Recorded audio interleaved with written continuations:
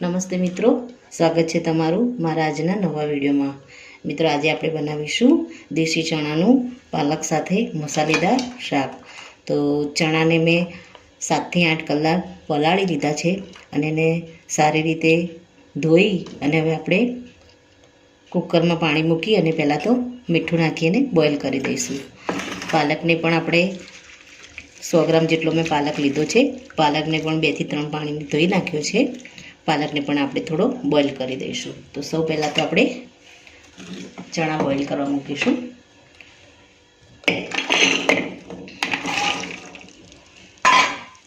એમાં આપણે ચણા ડૂબે એટલું પાણી એડ કરીશું અને ટેસ્ટ મુજબ આપણે ચણાના ભાગનું મીઠું એડ કરીશું, અડધી ચમચી જેટલું। હવે કુકર ઢાંકી અને આપણે આને બોઇલ કરવા મૂકી દઈશું। 4 થી 5 સીટી આવે ત્યાં સુધી આપણે આને બોઇલ કરીશું। મિત્રો, આપણા ચણા બોઇલ થાય ત્યાં સુધી આપણે પાલકને પણ બોઇલ કરી દઈશું। એક તપેલીમાં આપણે પાણી લઈશું અને પાલકના ભાગનું આપણે એમાં મીઠું એડ કરી અને પાલક એમાં એડ કરી અને પાલકને આપણે 2 થી 3 મિનિટ માટે બોઇલ કરીશું। આને આપણે ક્રશ કરવાનું છે, એટલે થોડો સોફ્ટ થાય આપણો પાલક પાણીમાં ત્યાં સુધી આપણે એને બોઇલ કરીશું।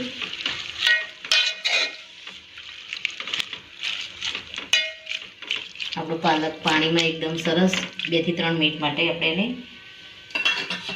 બોઇલ કરી અને પછી એને મિક્સરમાં ક્રશ કરીશું। મિત્રો, આપણો પાલક સારી રીતે બોઇલ થાય ત્યાં સુધી 2 નંગ આપણે ટામેટાં લીધા છે, એને કટ કરી દઈશું। આદું થોડું લીધું છે, લસણ અને મરચાં, આને આપણે પાલક સાથે જ પેસ્ટ બનાવી દઈશું અને કોથમીરને આપણે ઝીણી સમારીને લઈ લઈશું। તો પહેલાં આપણે આ બધું સારી રીતે સુધારી દઈએ।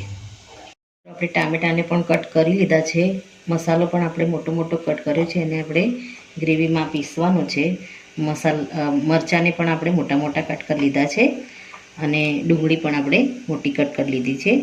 તો આપણા વેજીટેબલ રેડી થઈ ગયા છે। હવે આપણે પાલક આપણો એકદમ સરસ બોઇલ થઈ ગયો છે, એને આપણે બહાર લઈ લઈશું। મિત્રો, આપણે હવે ગેસને બંધ કરી દઈશું અને પાલકને આપણે બહાર લઈ લઈશું।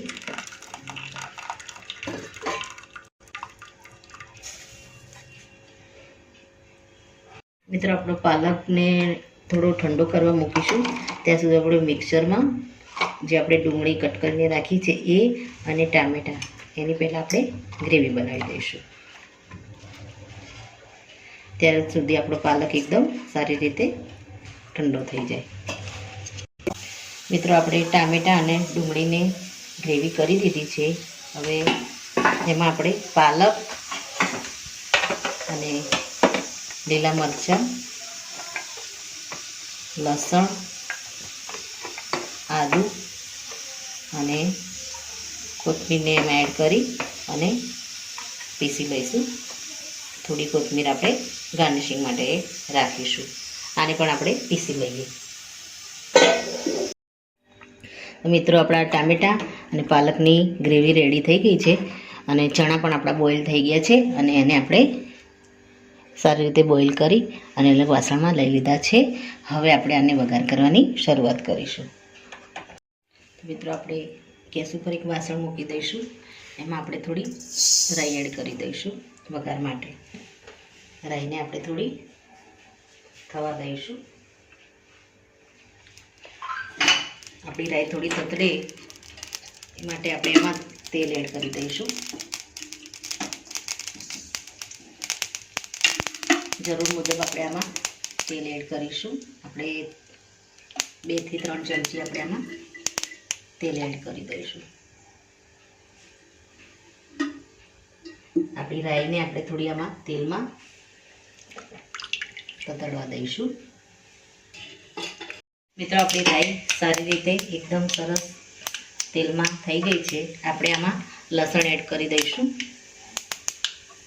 અને લસણને આપણે થોડું ફ્રાય કરીશું આમાં।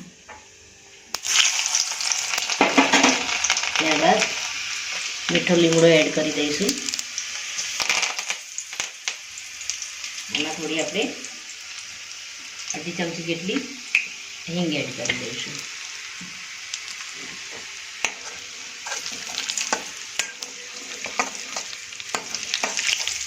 ત્યારબાદ આપણે આમાં ટામેટાની જે ગ્રેવી તૈયાર કરી છે એને આપણે આમાં એડ કરી દઈશું.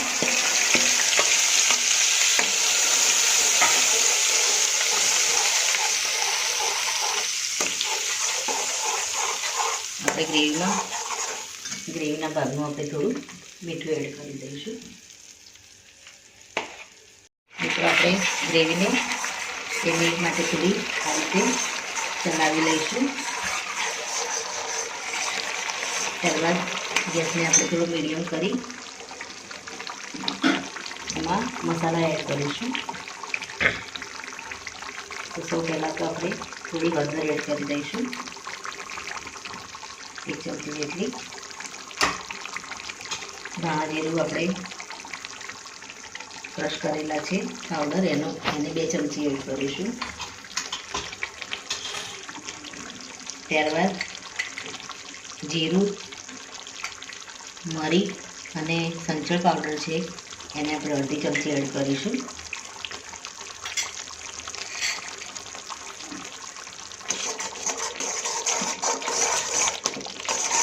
હવે આપણે આમાં પાલકની જે આપણે પ્યોરી બનાવીને રાખી છે એને પણ આપણે આમાં એડ કરી દઈશું.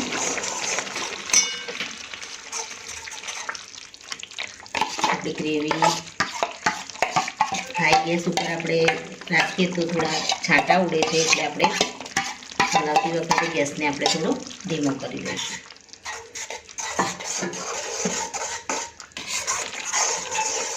હવે આપણે આમાં મરચું એડ કરીશું.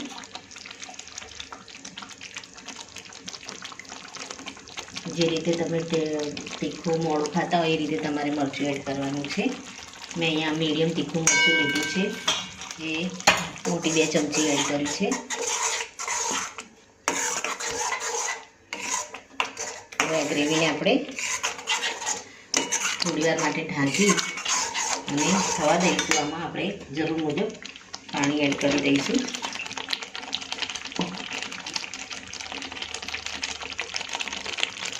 અને ગ્રેવીને આપણે ઢાંકી અને 5 મિનિટ માટે આપણે કૂક થવા દઈશું.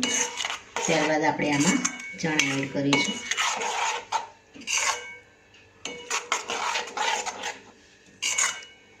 થોડું આપણે એમાં પાણી એડ કરીશું. ગ્રેવીને થોડી પાકવા દેવાની છે.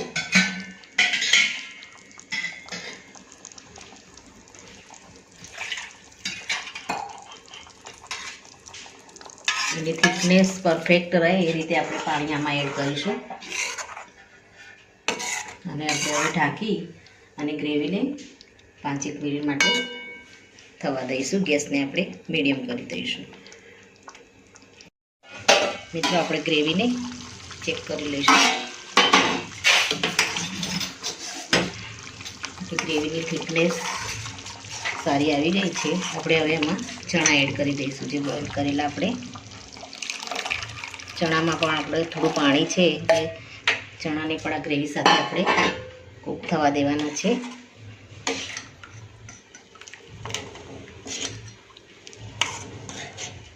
આપણે ચણા બોઇલ કરતી વખતે પણ મીઠું એડ કર્યું છે, એટલે મીઠું આપણે ટેસ્ટ મુજબ જ એડ કરવાનું છે.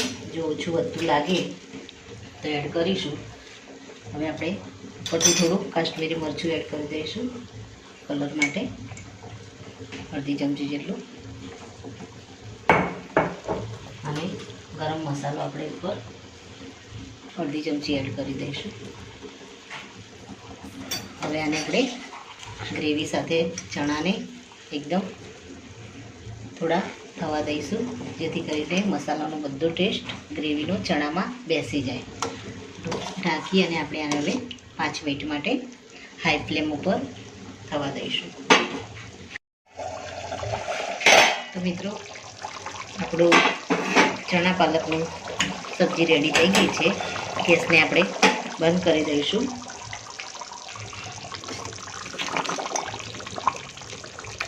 હવે આને આપણે સર્વિંગ બાઉલમાં લઈને સર્વ કરી દઈશું.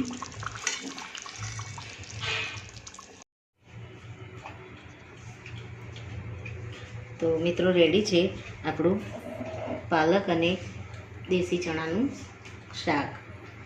એને આપણે ઉપરથી લીંબુ અને કોથમીર નાખી અને આપણે એને ગાર્નિશ કરી દઈશું.